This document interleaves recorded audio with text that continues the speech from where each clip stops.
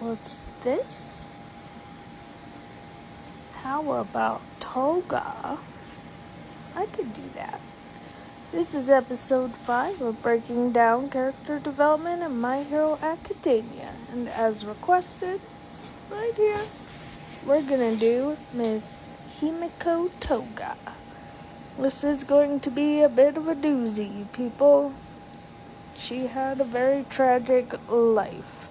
So, we're gonna get started. As always, disclaimer, there will be spoilers if you have not watched this all the way through or read the manga. So, be warned, get ready for the emotional roller coaster that is Himiko Toga.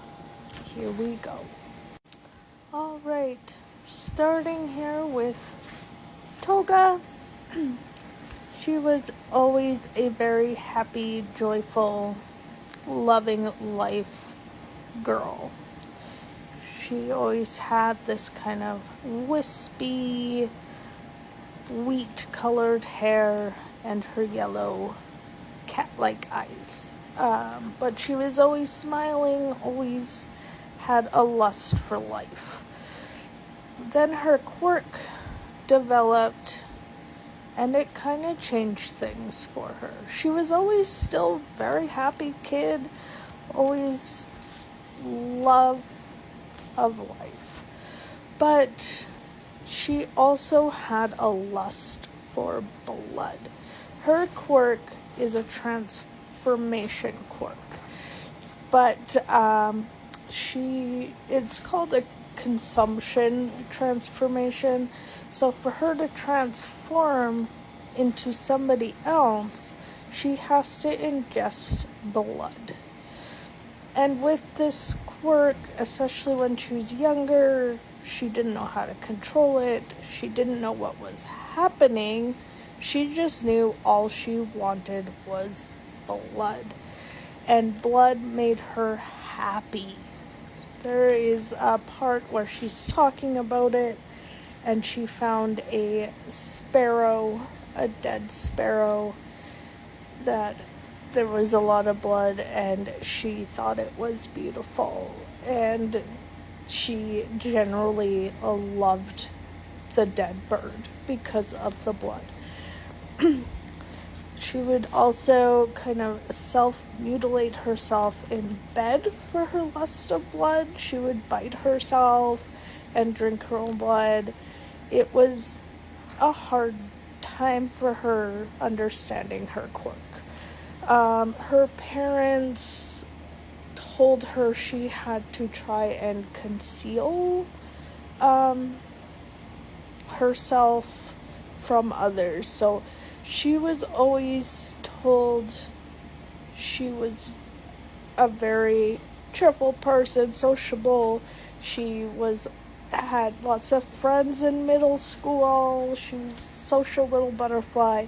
But inside, all she wanted was blood.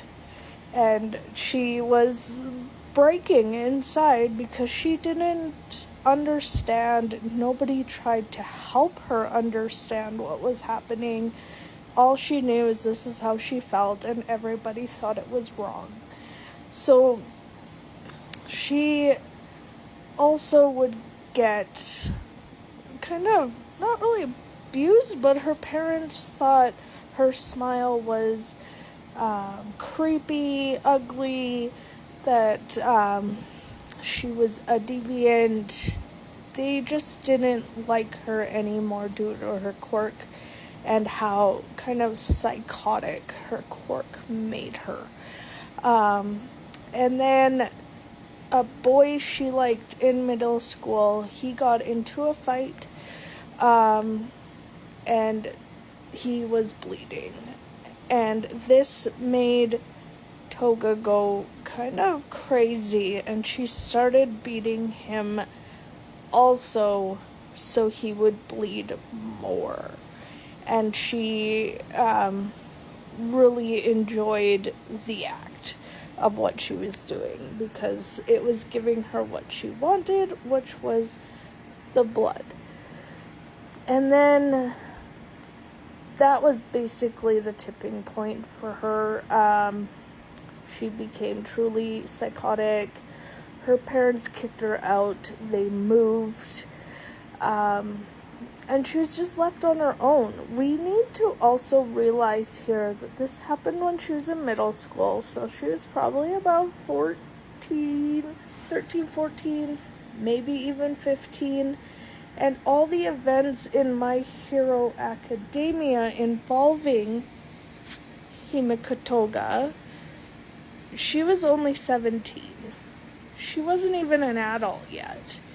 And all this happened to her, and people wonder why she turned out that way. This is why. She was forced to try and be like everybody else when she already knew she wasn't. She knew she was different, but she didn't know why, and nobody tried to give her the help to figure out why. She also had this bloodlust that would cause her to beat people up or hurt people to get blood, and again, no help. So she was just left to her own devices, and she really respected and liked the hero killer Stain. I think mainly because his quirk was quite similar to hers. Like, he didn't transform, but he needed blood for his quirk. So she kind of thought, I'm not the only freak out there then who likes blood.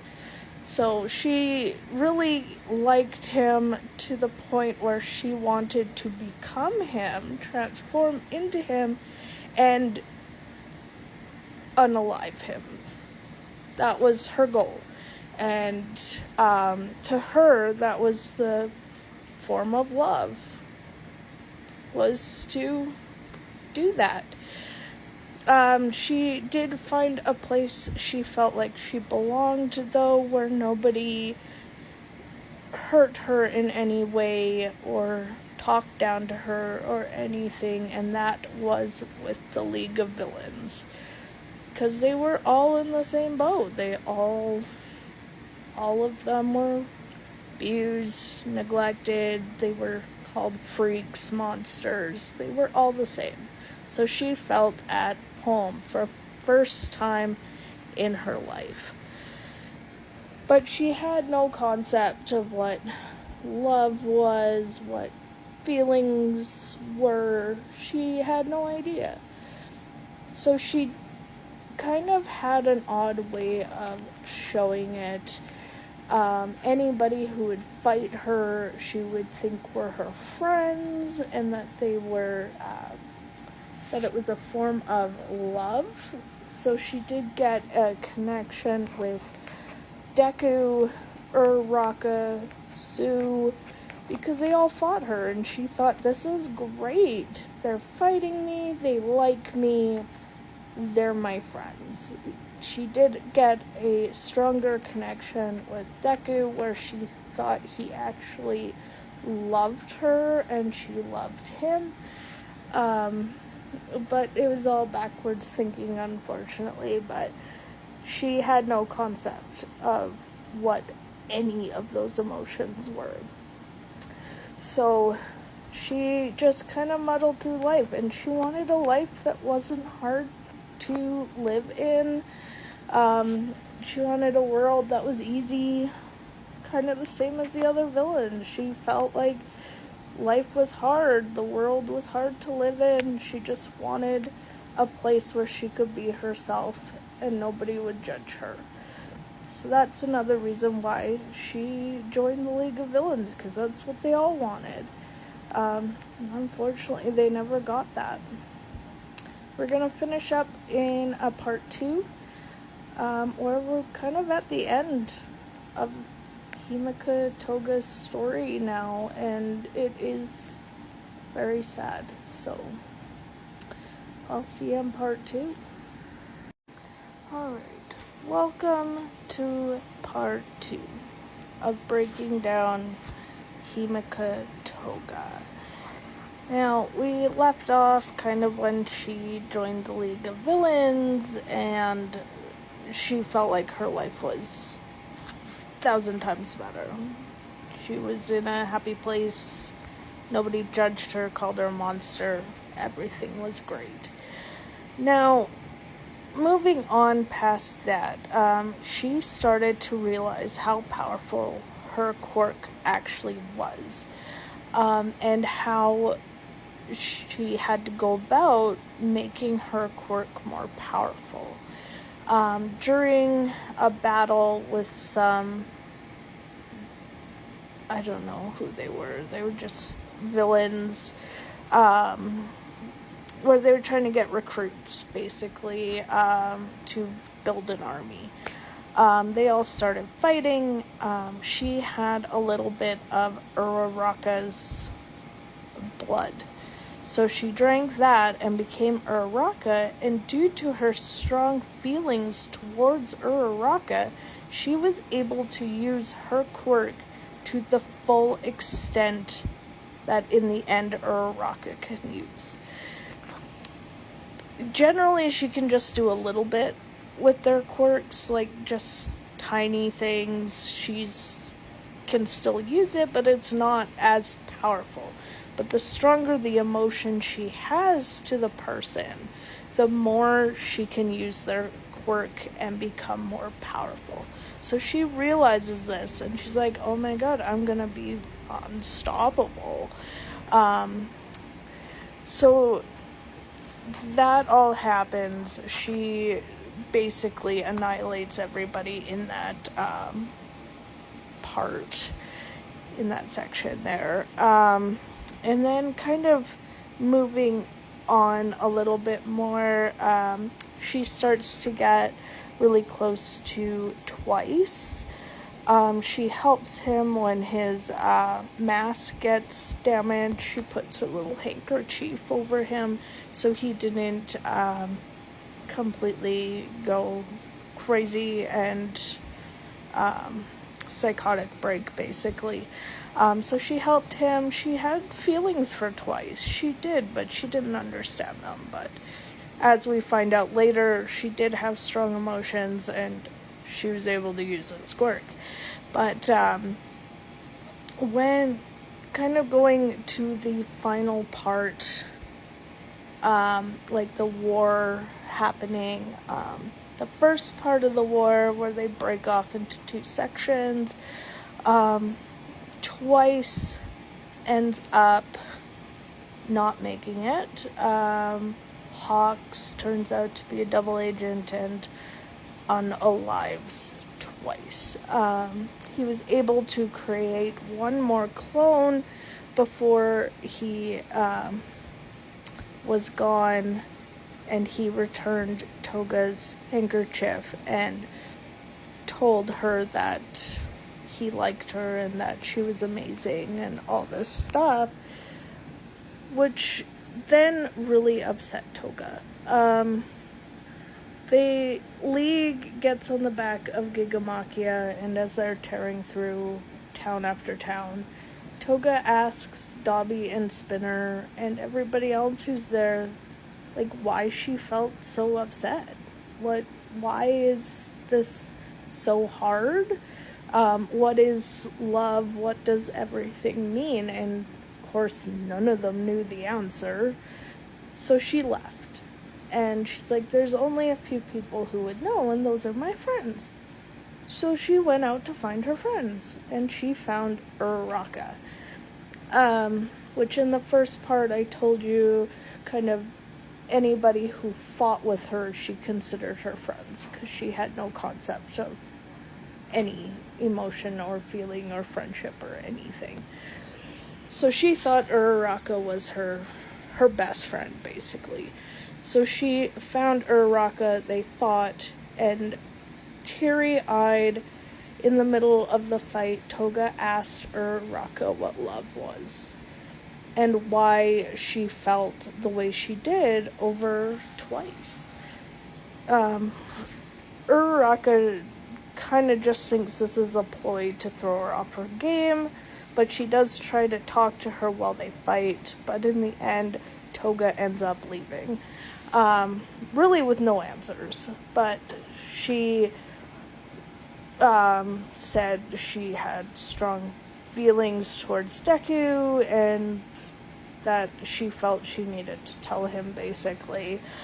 So in the final part, she drags Deku to where she is, and they all fight, and Toga tells him that she loves him, and the fight ensues, and she does get upset when Deku leaves, because she's like, I'm trying to express my love to you, and you just leave me.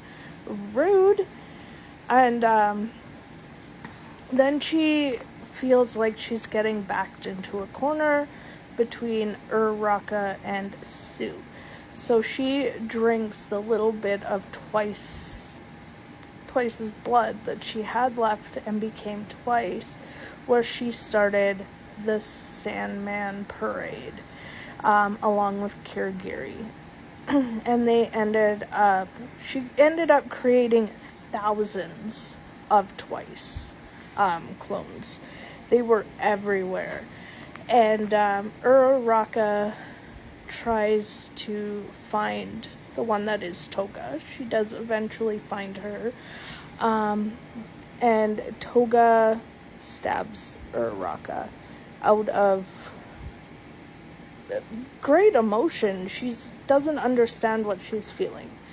And then Uraraka tries to kind of drag out the last little bit of humanity left in Toga, saying she still wanted to talk about love with her, and that she had feelings for Deku too. They should talk about it. They should talk about their feelings.